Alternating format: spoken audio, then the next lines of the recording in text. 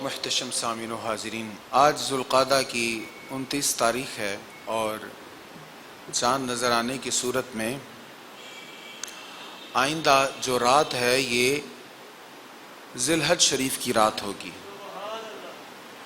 ہمارے ہاں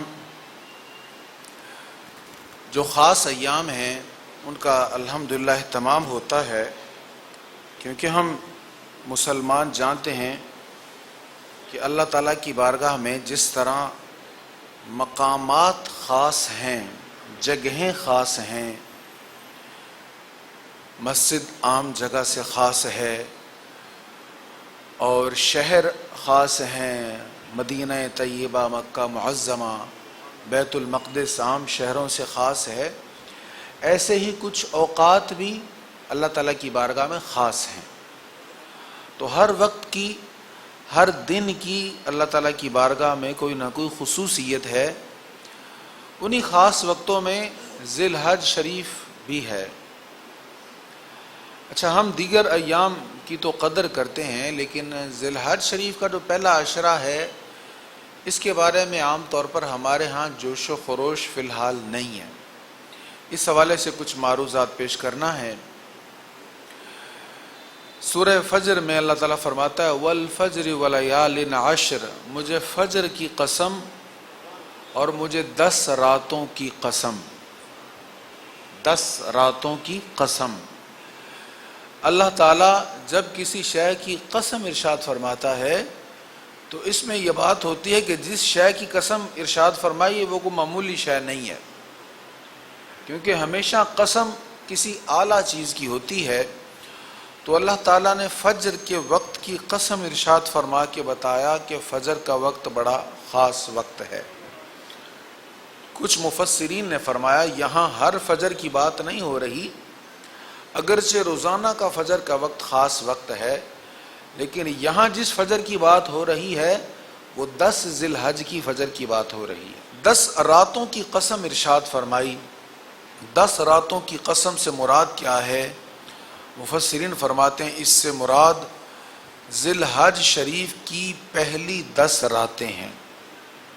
عشرہ ذی الحج کی پہلی 10 راتیں یہ اس قدر خاص راتیں ہیں کہ اللہ تعالیٰ نے ان راتوں کی قسم ارشاد فرما کر ہمیں یہ بتا دیا کہ ان راتوں کو معمولی مت سمجھو۔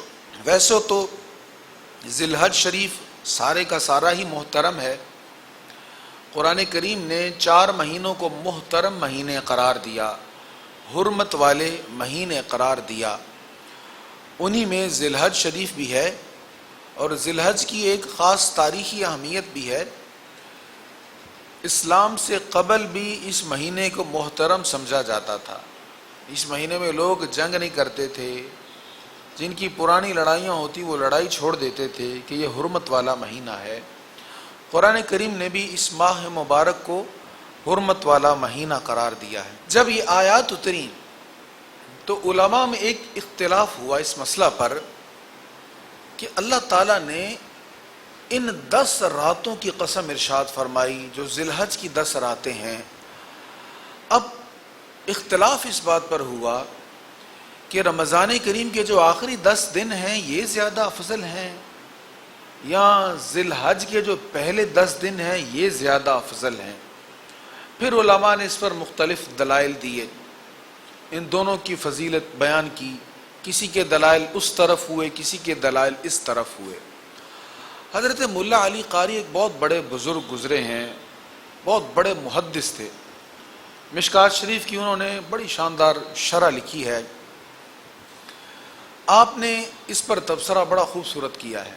آپ فرماتے ہیں کہ دیکھو، راتوں کی بھی فضیلت بیان ہوئی ہے، دنوں کی بھی فضیلت بیان ہوئی ہے، مگر نبی رحمت صلی اللہ تعالیٰ علیہ وآلہ وسلم نے جس رات کی سب سے بڑھ کر فضیلت بیان فرمائی ہے وہ لیلۃ القدر کی رات ہے۔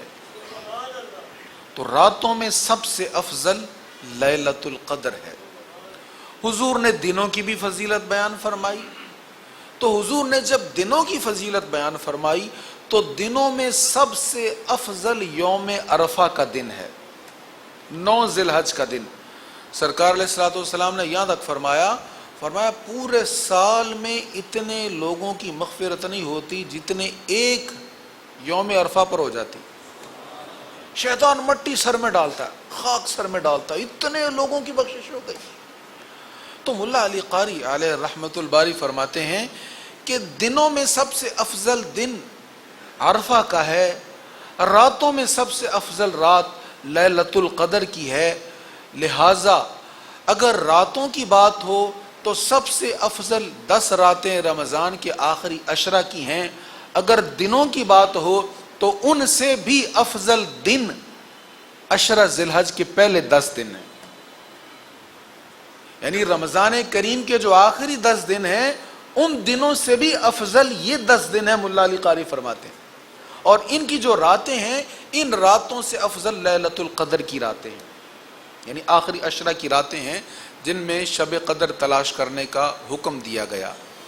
تو یہ بڑی اہم بات ہے کہ جن دنوں کے بارے میں علماء یہ سوچنے پر مجبور ہو گئے اور موازنہ کرنے لگ گئے کہ افضل کون ہے، اور ان میں بہت سارے علماء اس طرف گئے کہ عشرہ ذی الحج کے، عشرہ کا مطلب ہوتا ہے 10 دن، کہ پہلے 10 دن جو ذی الحج کے ہیں یہ سب سے افضل ہیں.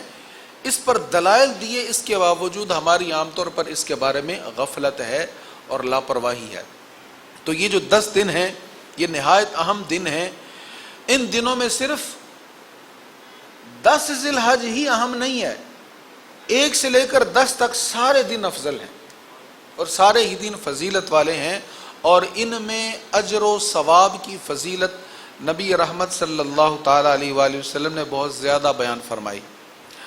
ترمذی شریف کی حدیث ہے، حضرت سیدنا عبداللہ ابن عباس رضی اللہ تعالیٰ عنہ بیان فرماتے ہیں، نبی پاک علیہ الصلوۃ والسلام نے فرمایا ان 10 دنوں کے علاوہ، یہ دارمشی میں بھی یہ حدیث ہے، فرمایا ذی الحج کے 10 دنوں کے علاوہ کوئی دن ایسا نہیں ہے جس دن کا نیک عمل اللہ کو ان 10 دنوں سے زیادہ محبوب ہو. کتنی واضح بات کہ ان 10 دنوں سے بڑھ کر اور پورے سال میں کوئی دن ایسا نہیں ہے جس دن کا عمل ان 10 دنوں کے نیک عمل سے زیادہ اللہ تعالیٰ کو محبوب ہو. کیا مطلب؟ ہر دن نیکی کریں گے اللہ خوش ہوگا، اس کی رضا ملے گی، اس کی رحمت برسے گی، انعامات کی بارش ہوگی. لیکن ان 10 دنوں میں نیک عمل کرو گے سب سے زیادہ رحمتیں برسیں گی، سب سے زیادہ اللہ رب العالمین کی رضا نصیب ہوگی. پھر حضور صلی اللہ تعالی علیہ وآلہ وسلم سے عرض کی صحابہ نے، یا رسول اللہ کیا جہاد پر جانا بھی اس سے افضل نہیں ہے؟ یعنی ان 10 دنوں میں جو بندہ نیک عمل کرتا ہے، کیا عام دنوں میں ایک شخص جہاد پر جاتا ہے، جہاد کرنے کے لیے جاتا ہے، وہ تو اپنی جان بھی ہتھیلی پر رکھ دیتا ہے، کیا اس کا عمل بھی اس سے افضل نہیں ہے؟ فرمایا نہیں، وہ بھی افضل نہیں ہے. ہاں، ایسا مجاہد جو اپنا مال بھی لے کر گیا، اپنی جان بھی لے کر گیا، لیکن پھر کچھ بھی لے کر واپس نہ آیا، وہ افضل ہے. یعنی ان 10 دنوں میں جو نیکی ہے نا، اس نیکی کی ویلیو کتنی زیادہ ہے، اس نیکی کا ریٹ کتنا زیادہ ہے. فرمایا اس نیکی سے بڑھ کر صرف وہ ایک مجاہد ہو سکتا ہے جو جہاد پر گیا تو مال بھی لے کر گیا، کہ اس کے مال کی بھی وہاں ضرورت تھی جہاد پر، وہ مال بھی لے گیا، خود بھی چلا گیا، لیکن اس نے مال بھی خرچ کر دیا، اپنی جان کو بھی خرچ کر دیا، کچھ بھی لے کر نہ پلٹا، وہ مجاہد افضل ہے. اس کے علاوہ نیکیاں کرنے والوں میں سے کوئی بھی ان 10 دنوں کی نیکی سے زیادہ افضل نہیں ہے. اتنا واضح طور پر حضور صلی اللہ تعالی علیہ وآلہ وسلم نے ان 10 دنوں کی نیکیوں کو بیان فرمایا.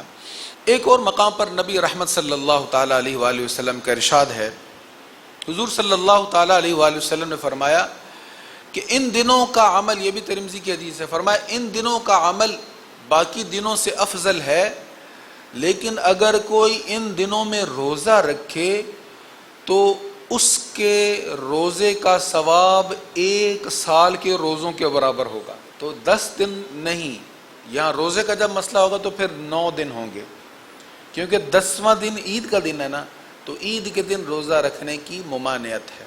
عید الفطر کے دن، عید الاضحیٰ کے دن اور عید الاضحیٰ کے بعد 3 دن ایام تشریق، ان 5 دنوں میں روزہ رکھنا جائز نہیں ہے۔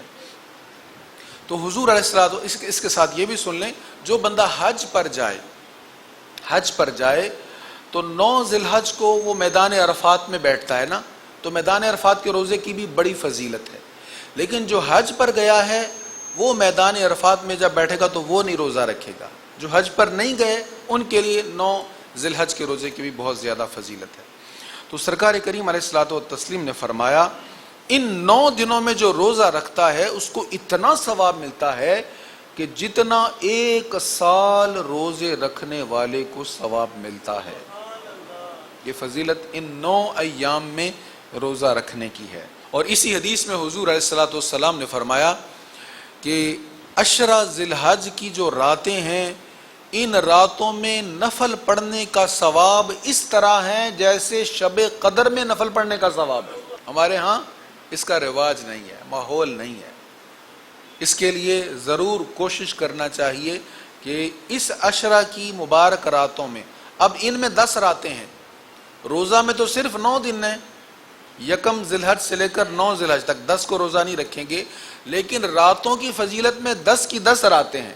جیسے سورہ فجر کی ابتدا میں آ گیا وَلَيَالٍ عَشْرٍ، 10 راتیں۔ اب 9 راتوں کی بھی فضیلت ہے، اور عید کی جو خاص رات ہے، جس رات ہم جانور خریدنے جاتے ہیں، اگرچہ جانور کی خریداری بھی نیکی کا کام ہے، کیونکہ ہم سنت ابراہیمی کی ادائیگی کے لیے نکلے ہیں، گرمی میں گئے ہیں، ڈھونڈ رہے ہیں، تلاش کر رہے ہیں، یہ بھی نیکی کا کام ہے، لیکن یہ تھوڑی سی نیت رکھیں کہ یہ عبادت والی رات ہے اور ہم نیکی کرنے کے لیے نکل رہے ہیں، تاکہ ہم سے کوئی بے احتیاطی نہ ہو، بھاؤ تاؤ میں کوئی جھوٹ نہ بولیں، کوئی غلط بات نہ ہم کہہ لیں اور نیکی کو ضائع نہ کر لیں۔ تو اس رات کی بھی فضیلت ہے۔ ان 10 راتوں میں نماز فجر اور عشاء کے علاوہ کوشش کریں رات کے کسی بھی لمحہ میں اگر توفیق ہو تو کم از کم 2 نفل ضرور پڑھنے کی نیت کریں، کیونکہ حضور نے فرما دیا، ترمذی شریف کی حدیث، کہ ان راتوں میں نفل پڑھنا ایسے ہے جیسے کسی نے شب قدر میں نوافل پڑھے ہیں۔ اب شب قدر تو ہم سے پوشیدہ ہے، وہ تو ہمیں نہیں معلوم، ہاں بزرگوں کے اقوال ہیں کہ ان کے تجربات ہیں کہ 27ویں رات کو ہوتی ہے، لیکن کنفرم نہیں ہے نا، احادیث میں تو تلاش کرنے کا حکم ہے۔ تو شب قدر کا تو ہمیں پتہ نہیں ہے، ان 10 راتوں میں حضور نے کہہ دیا، یہ تو پکی بات ہو گئی نا، یہ تو پکی بات ہو گئی کہ ان راتوں میں جو نوافل ادا کرے گا ذی الحج کی پہلی 10 راتوں میں، تو ان نفلوں کا ثواب ایسے ہی ہوگا جیسے کسی نے لیلۃ القدر میں نفل پڑھے ہیں۔ اگرچہ 9 دن جو ہیں، ابتدائی 9 دن ذی الحج کے، ان سب میں ثواب ہے، روزہ رکھنے کی فضیلت بہت زیادہ ہے اور اس کی ترغیب ہے احادیث میں، لیکن 9 ذی الحج کے روزہ کی فضیلت بہت زیادہ ہے، جس کو یوم عرفہ ہم کہتے ہیں۔ ایک ہمارے ہاں یہ بھی بحث ہے کہ یوم عرفہ ہم یہاں کے حساب سے کریں گے یا وہاں کے حساب سے کریں گے، تو اس میں ویسے علماء کا زیادہ تو یہی خیال ہے کہ دیکھیں جس طرح ہم عید یہاں کا چاند دیکھ کر کرتے ہیں، روزے یہاں کا چاند دیکھ کر رکھتے ہیں، ایسے ہی عرفہ بھی یہاں کے چاند کے حساب سے ہوگا، یعنی ہمارے لیے یوم عرفہ یہاں کے چاند کے حساب سے ہوگا۔ اور کچھ علماء نے کہا آپ 8 کو بھی روزہ رکھ لیں، 9 کو بھی رکھ لیں تاکہ کوئی شک نہ رہے۔ بہرحال تحقیق یہی ہے کہ ہمارا یوم عرفہ ہماری تاریخ کے اعتبار سے ہوگا، واللہ اعلم۔ حضور علیہ الصلوۃ والسلام نے 9 ذی الحج یوم عرفہ کی فضیلت بہت زیادہ بیان فرمائی۔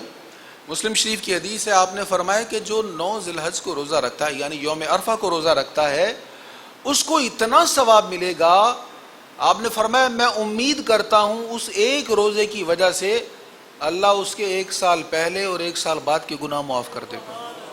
اللہ اکبر، کتنی زیادہ فضیلت، فرمایا میں امید کرتا ہوں۔ یہ اصول ہے اللہ اور اس کے رسول کے کلام میں، جب یہ لفظ ہو نا میں امید کرتا ہوں، لعل، تو یہ اس میں شک کی گنجائش نہیں ہوتی۔ جہاں ہو نا شاید، لعلکم تتقون، شاید تم پرہیزگار بن جاؤ، تو اس میں شک نہیں ہوتا، یہ یقینی بات ہوتی۔ یہ ترغیب کے لیے شاید کا لفظ ہوتا ہے، یا اس کی کئی اور تفسیری وجوہات ہوتی، لیکن جب حضور نے فرمایا نا میں امید کرتا ہوں اس کے ایک سال پہلے اور ایک سال بعد کے گناہ معاف ہوں گے، اس کا مطلب ہے یقینی بات ہے، جو 9 ذی الحج کا روزہ رکھے اگر اللہ نے قبول فرما لیا تو ایک سال پہلے اور ایک سال بعد کے گناہ معاف ہو جائیں گے۔